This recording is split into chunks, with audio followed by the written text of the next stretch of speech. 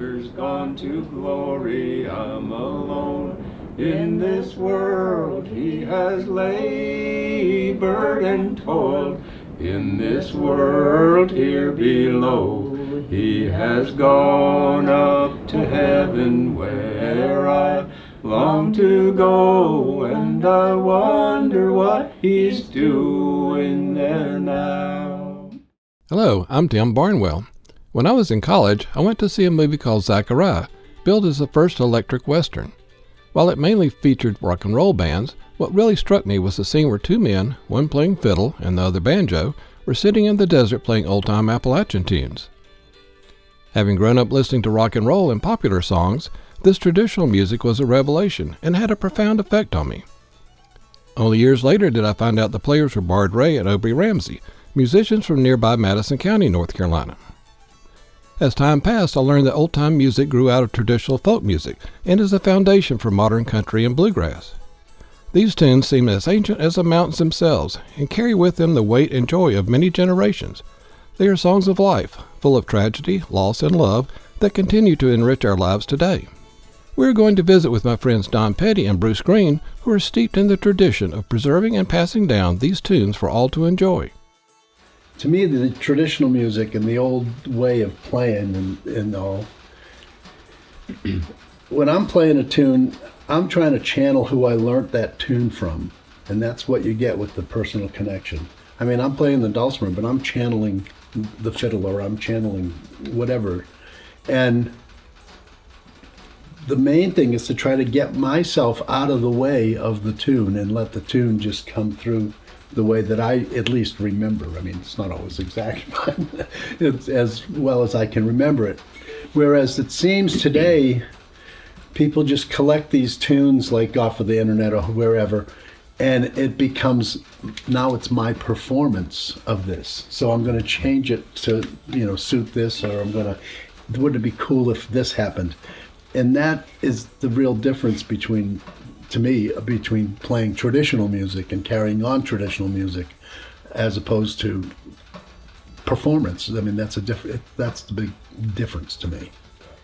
Well, we'll do one called Cotton Eye Joe, and this version comes from Marcus Martin, who was a very well-known fiddler in this part of North Carolina, lived in Swannanoa. I remember we played there's some kind of commemoration of Marcus Martin. That's right, over at Warren Wilson. College. And we were sitting outside and played for one of his sons, and we played Cotton Eye. That was Wade. It was Wade. Yeah, he was in his 80s, way up in his 80s then. We played Cotton Eye Joe, and he got all kind of misty-eyed and said, "That sounded just like old Dad." Yeah. So we'll see if we can do justice to Yeah. Cotton Eye Joe the way Marcus Martin did it.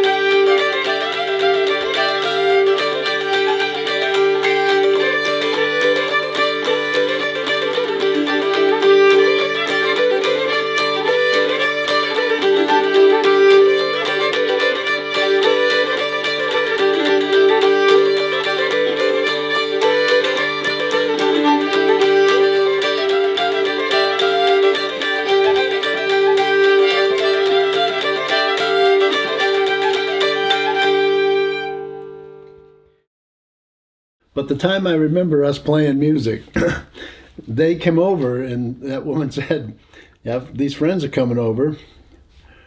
And she said, oh, and he plays the fiddle. And I'm thinking, oh, that's nice. Another one of them. And then we sat down to play. And Bruce, we tried to think of a tune that we both knew. He said, well, what about Buffalo Gals? And he went into the version of Buffalo Gals that he was playing. And we weren't through the A part of the tune when I knew that there was something happening here. And we finished that tune, and it's like we just haven't stopped. Mm-hmm. I mean, it was that instant. It was like something felt right at home. Right, it was just it was like coming into the mountains here. I felt at home for the first time, on Earth. And musically, it was the same feeling. I've been blessed with that in my life. Yeah. At least to be able to recognize it, I guess. Yeah, and most people, like Don was saying, in those days they'd play the dulcimer just kind of tinkly and do little ballads and things. And the way Don played, he was real strong rhythm and real good energy, and it just added to the fiddle rather than being work, how it is with some other people. Yeah. we just really fell in together right from the start. Well, it was just meant to be, and well, we've been playing since then, since 1982. Yeah. So we're going to do a little fiddle tune that I learned over in Yancey County from a fellow named Wellesley Croissant. And Wellesley grew up in our section of the county, but he lived in Burnsville when I met him. And he had a way of playing that he's one of those fiddlers that learned most of his music when he was just a young man and never did try to go anywhere with it. But he had several really charming little tunes that we liked to play a lot. So we were going to play one of his called The Old Black Cat Couldn't Catch a Rat. Yeah. The name's almost as long as the tune.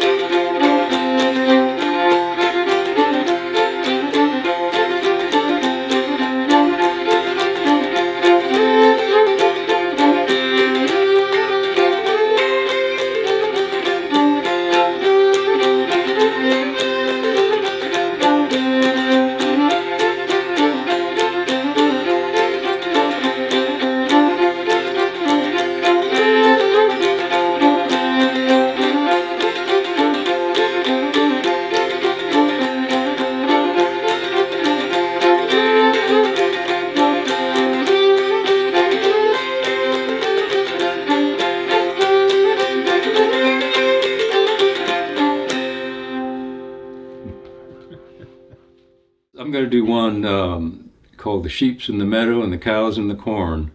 Where in the world is a little boy gone? It comes from that old little nursery rhyme. But this is another one I got from Wellesley Croissant over in Yancey County.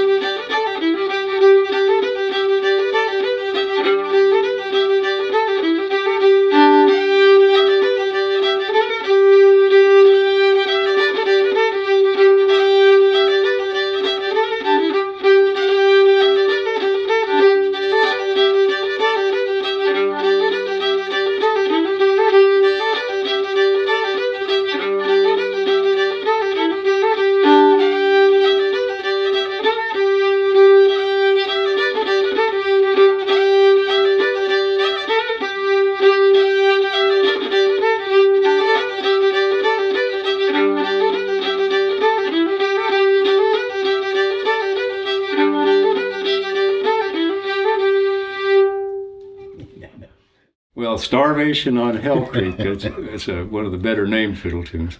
And I learned this from the playing of a fiddler named Charlie Fraley.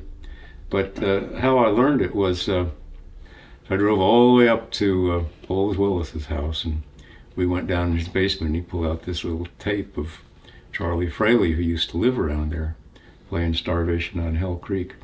And they thought it came up from Civil War days, when people were starving because all the raiders would come through and clean out the countryside. And so I learned it off that tape. Never after that, I'd go visit this fellow that told me about him, and someone come to visit while we were there playing. And you'd say, "This here's Bruce Greene. He'll travel 100 miles to learn a fiddle tune." So, let's see, let's play Starvation on Hell Creek.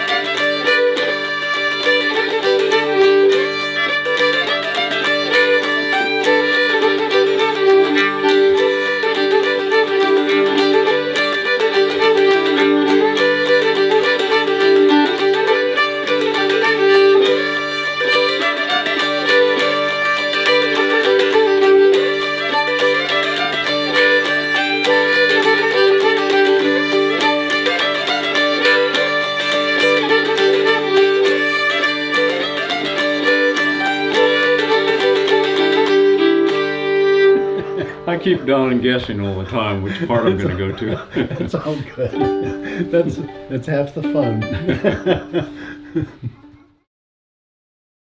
I'm Koreloy McWhirter, and I grew up in South Toe River. Since I was 10, before that I grew up in Paraguay, in South America. And I met Bruce picking apples in New Hampshire, and I dragged him down here. And we met picking apples, singing. I always sing while I'm working, so somebody in the apple tree next to me started singing. So that's how we got to be friends. And we've been together ever since. And Loy knows more songs than any living person that I've ever known about. I can't remember my own name, but I absorbed songs since I was a little girl. So Bruce will tell you about this song, but the last verse we like to sing to an old friend of ours who is passed on. This is one called My Mother's Gone to Glory. My mother's gone to glory, I'm alone in this world. She has labored and toiled in this world here below. She has gone up to heaven where I long to go, and I wonder what she's doing there now. My father's gone to glory, I'm alone in this world. He has labored and toiled in this world here below. He has gone up to heaven where I long to go, and I wonder what he's doing there now. My sister's gone to glory, I'm alone in this world. She has labored and toiled in this world here below. She has gone up to heaven where I long to go, and I wonder what she's doing there now. My brother's gone to glory, I'm alone in this world. He has labored and toiled in this world here below. He has gone up to heaven where I long to go, and I wonder what he's doing there now. My Kitty's gone to glory, I'm alone in this world. She has labored and toiled in this world here below. She has gone up to heaven where I long to go, and I wonder what she's doing there now. Yeah, we learned this off of Lee Sexton, a wonderful banjo player up in Letcher County, Kentucky. Lived on a little place called Line Fork. Yeah. And I'd known Lee for 40 years, I guess. I learned from a fiddler up there at the head of Line Fork named Manning Campbell, and he was kin to Lee in some kind of way. Everybody was related up in there. And so me and Lee got playing, and we'd pull out old Manning's tunes, and he'd say, "Oh, there's somebody around here that can play those tunes, because nobody else knows them."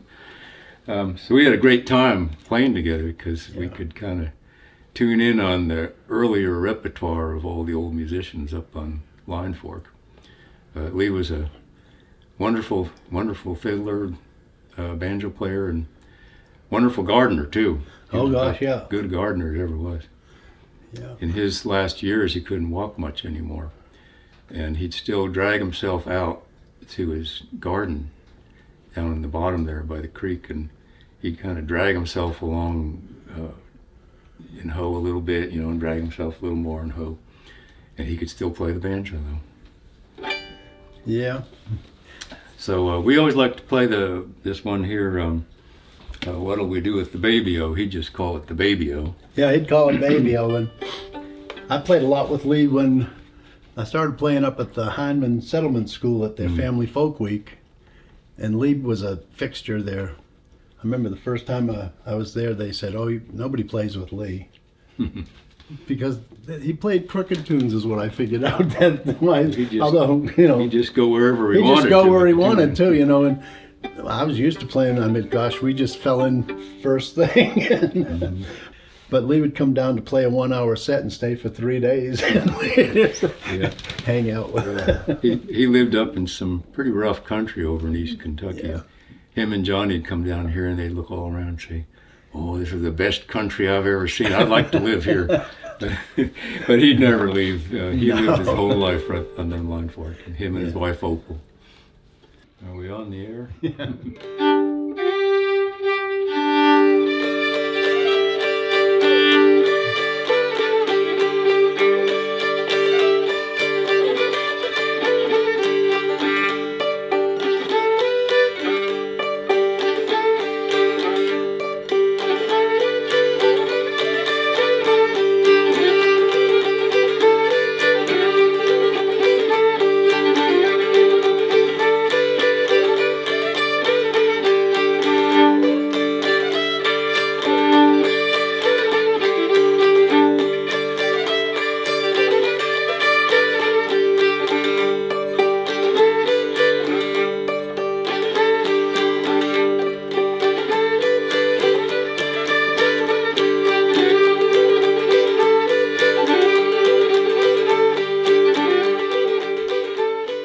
If you share my interest in the people and places I call home, be sure to hit the like and subscribe buttons to learn more about this way of life.